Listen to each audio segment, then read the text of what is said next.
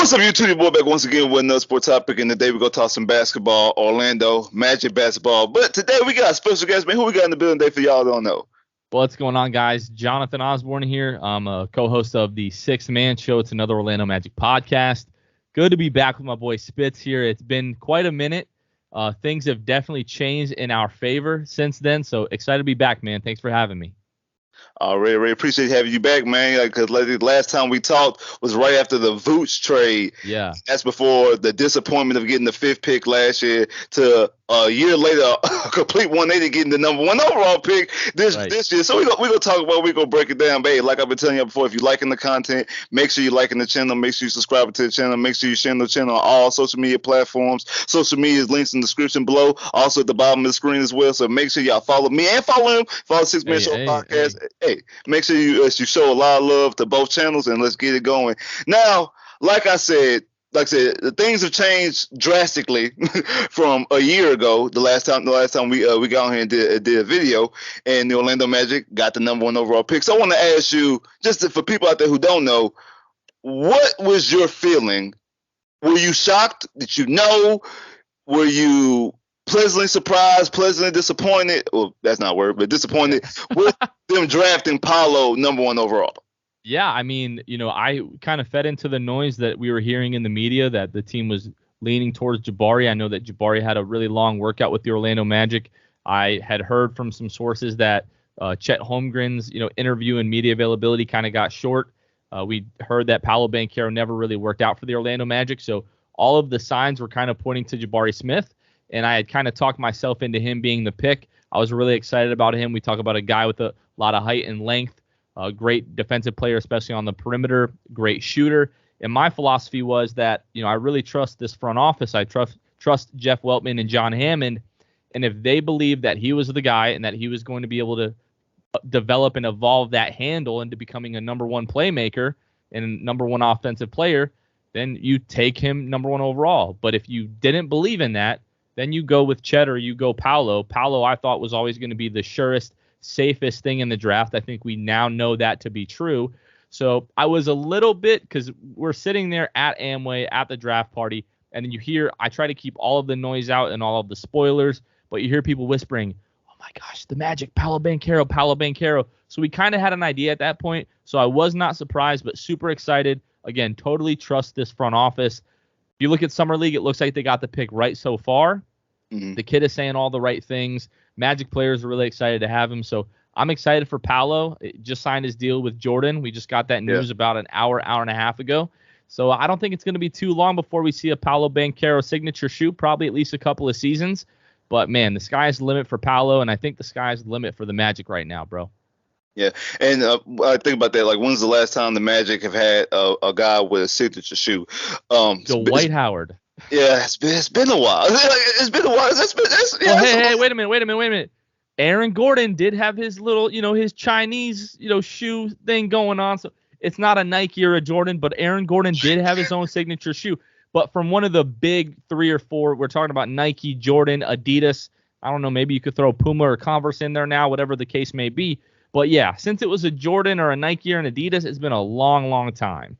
And it's kind of ironic that the last 2 number 1 overall players that got taken from Duke, both Paolo and Zion, both signed with Jordan. It's kind of interesting. It's kind of ironic. I mean, I'm pretty sure that Duke is a Nike school, so it's not too surprising. Yeah, but it is clear because the shoe that exploded was a Nike shoe when Zion. That was a Paul George. Yeah. Yeah. Yeah, I'm a Duke fan. I know you're a North Carolina fan, but that's all right. We don't got to talk about the Final Four. We're not here to talk about that. Why you got to bring up old stuff, man? I didn't know that you were a Duke fan. I wasn't going to say anything until you mentioned that I was a North Carolina fan, but, now here we are. Exactly. So what's your issue with Paolo? No, but anyway, it's just joking. But no, the only issue that I had with Paolo is that they stopped giving him the ball in the Final Four because he was torching Brady Manick. Yes, that was the reason that North Carolina was able to win that game, because down the stretch, Duke went away from Paolo Banchero. So I'm good with that. Yeah, I don't understand what Coach K was doing. That's a conversation for a whole nother video. But I agree. I do believe at this point, it seems like the Magic got the pick right. I was a big a Smith fan as well because of the shooting. Obviously, I was concerned a little bit about the handle, but the defense and the shooting, I thought maybe at worst he could be a very good three and D guy, catch and shoot guy. But that's not somebody you really want to take number one. Right. And when I understand it's just summer league. I know we got to throw that caveat. It's only summer league. It's only 2 games, but you just see it. Paolo is something there. And I agree. I don't agree with pretty much anything Draymond says, but I agree with Draymond said on the podcast because I thought it before that.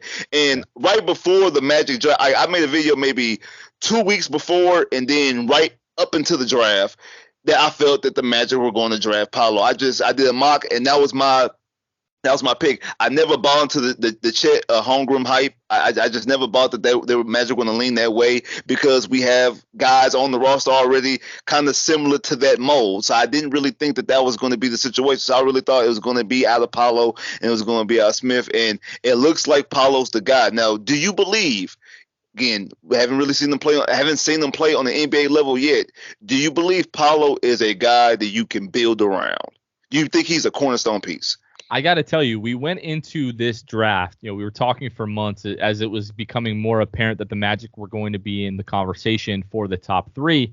And we're like, you know what? This is a really good draft, but there's not like a franchise changing player.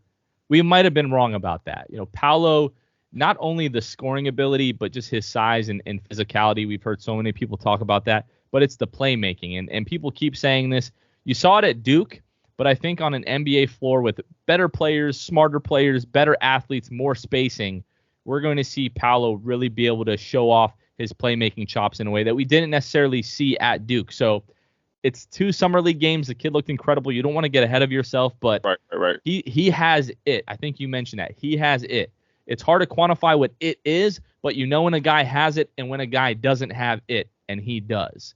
The kid is a true alpha through and through. He's got the swagger. He's got the attitude. He's got the game. He's got the body. I really think we could have a franchise player in Paolo Banchero. Yeah, I agree with you about the whole alpha thing because it seems like he's just in complete control and he has a high level of instincts because, again, we can say it's just some league, but that block against Sacramento, that's just straight instincts, and that's just a guy being an absolute baller. Crunch time, a guy making an absolute play. But he can't play defense. Remember? But he can't play defense. If he can give me instinct plays like that, he don't have to be the defensive player of the year type of guy. He doesn't have to be that. But if he plays defense when it counts in crunch times and have extinct moments like that, I'm good with that, especially if he's a guy who I believe – can possibly give you 26, 27, 28 a night. Like it seems like he's like I said, he's an alpha. He's a guy who can just straight out there and score and give me the ball. I'm going to make the play if I'm either going to be taking the shot or if I'm going to be putting somebody in position to make the shot, like similar to a LeBron James.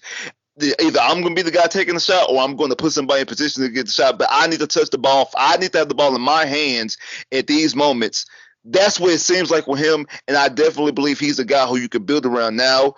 I've always said this about the Magic. I've been saying this for years, and it seems even more with this regime right now that we have a whole bunch of 2s and 3s and 4s and 5 level players. A whole bunch of role players just don't have the cornerstone piece. We might have add the cornerstone piece, and now maybe these young guys can mold together and actually be elevated because you have a guy who I believe can elevate them. And now it brings me back to probably the hot button topic of the summer. It seems like I've been talking to a lot of Magic fans, and it seems like it's really split down the middle on a lot of people's situations or how a lot of people feel about this. And that's the whole Donovan Mitchell potential trade. Should the Magic pull the trigger? Should the Magic not pull the trigger? If you do pull the trigger, what would the actual trade package look like? So I'm going to get your thoughts and your opinions on a potential move for Donovan Mitchell. Yeah, I think it's really polarizing for a couple of reasons. One is because Donovan Mitchell is a multi-time All-Star. I think he's a 3-time All-Star at this point. Mm-hmm. Whenever you have the potential to acquire, a player like that, you have to certainly think about it. If we look at the trade package that the Utah Jazz just got for Rudy Gobert, it was a few players and I don't know, what was it, like 5 first-round picks or something like that for Rudy. So you have to first think about, what are the Jazz asking for Donovan Mitchell? There's been reports that they're asking for 7 or 8 first-round picks from the New York Knicks. And, hey, we know the Knicks can get a little desperate when they're trying to get a big name in the door. Maybe they do that deal. If I'm the Orlando Magic, a deal like that, 7, 8 first-round picks, should be like, thanks, but no thanks. You should hang up the phone. Now, we're not talking about that with the Magic, I think. I think we're probably talking about, maybe a veteran with a big contract as some salary filler, maybe a couple of good young prospects, and then maybe a few first-round picks. I totally understand the people that think that if a deal looks like, Jonathan Isaac, Cole Anthony, Jalen Suggs, and 3 first-round picks, that they're willing to do that deal. I understand that. A guy like Jonathan Isaac, you don't know if he's going to be healthy this year. If he is healthy, you don't really know what kind of player he's going to look like. Cole Anthony, I mean, we hope that Cole Anthony becomes a guy like why can't I think of this guy's name? Donovan Mitchell. You hope that he becomes a player like that. And then Jalen Suggs, great defensive player last year, but looked really rough on the offensive side of the ball. And then you're going to give away, a few first-round picks. But then you have a core that looks like Donovan Mitchell, Franz Wagner, Paolo Banchero, Wendell Carter Jr. If you can hold on to Markelle Fultz, that's heck of a starting 5. That's instantly, a 4-5 seed in the East, in my opinion. I agree. Now, this is where I'm going to kind of come in and put my fan hat on, my heart hat on with some of these guys that we've been growing and drafting and have been developed. And if you listen to the things that John Weltman and John Hammond, Jeff Weltman and John Hammond have said over the course of the last few years, they're trying to grow this team organically through the draft, through trades that they've made. They've had this cap flexibility this offseason. They spent some of that while maintaining long-term cap flexibility. So if they want to turn around and open up $25 to $35 million in cap space next year, they have the mechanisms in place to be able to do that. Me, I would much rather, let's say, just look at Donovan Mitchell. Okay. Had great teams in Utah, but is he the guy that can be the best player on your roster if you want to win a championship? I don't believe so.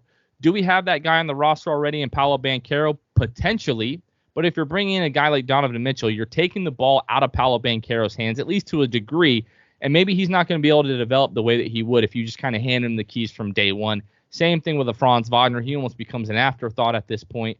I think I'm much more willing to just ride it out for one more year, see what we have with a lot of these guys, like a Jalen Suggs. Jalen Suggs, elite defender last year. I think there's an argument that he's anywhere from a top 10 to 15 perimeter defensive player in the league already 1 year into the league. His shot, the form, his free throw percentage, all of these things are in place. He has the confidence to pull the trigger on those shots. He should project to be a better three-point shooter this year. Shot 21% from the floor last year from the three-point line. I don't see a way that he's going to shoot worse than that this year. But you have guys like R.J. Hampton. You still have Chuma Okeke, Franz Wagner, Jonathan Isaac coming back this season. To me, I'm much rather in the thought process of, hey, let's see what we have for one more year. Guys like this become available every year, it seems like. Right now, it's Donovan Mitchell. Last year it was James Harden or Ben Simmons. Now Kevin Durant wants a trade. Jaylen Brown might want out of Boston now that he's heard that the Nets were trying to, make a trade there, and the Celtics were willing to give up Jaylen Brown in a trade for Kevin Durant. So things like this happen every single year. A team that you don't think is going to trade away a young stud, like the Sacramento Kings trading away Tyrese Halliburton last year. These things happen every single year in the NBA. I don't think there's a rush to go out and get your guy if you're not really sure of what you have on your team right now. Let's be a little bit patient. Donovan Mitchell might not be there next year, but there will potentially be a player of his caliber available for a trade when you have a better idea of the guys that you have on the roster right now. Okay. And I'm going to start off like this. I'm normally the guy that anytime a big name comes out or anything like that, I'm normally the guy that's like, don't do it. Don't make the trade. Like I know Paolo put out the tweet with him and next to Kevin Durant. I'm like, yeah, don't make the trade. Like don't mortgage your future. Like I'm always that guy. Donovan Mitchell's 25 years old, yeah. And because of that, like this case is a little bit different. I said on my last one, I'm 55-45. I'm 55 on staying the way we are, 45 on pulling the trigger, and that's like with the trade package that you talked about with J.I., Suggs, Cole, and a couple picks. The reason why I'm leaning more towards the 55 and not doing it because I really like Cole, and not really because I think that Cole's just this super not that I think that Cole is going to be the next Donovan Mitchell. I think Cole definitely gives you something off the bench as far as scoring. So if you're like that way, if you have a lead, he can keep the lead afloat. If you down the game, he could possibly get you back into the game. And then I also think that Cole is one of those core glue guys. The way he was at the draft last year when Franz and Suggs got drafted, he was the first one to welcome them. Once we draft Paolo, he's the first person flying to New York to go work out with Paolo. Like, he's always seemed like he's just embedded in the team, embedded in the city of Orlando. So I believe that he's just a core guy. And somebody like that could somebody like that who might not be the number one, the number two, or the number three option on the team, getting rid of him, even adding a better player, could disrupt a whole bunch of stuff. So that's that. I really don't want to give up Cole. But again, I get it. Like I say, he's Donovan's a 3-time All-Star. He's a guy. His lowest points per game, it was his rookie year at 20. It's like 20. Then it was like 22, 23, 24. Then 20. I think last year was 26. So that's why he's a 3-time All-Star, and a guy who's constantly in the playoffs in the West, mind you. So I mean, like you said, you add him to that starting five here in Orlando. I agree. They're a top 3, top 4, top 5 seed. Like I think 5 would be a disappointment. If they're the 5th seed and don't win a playoff series, I think that you're at a disappointment right there. I think that the level of expectations change tremendously when you add in Donovan Mitchell.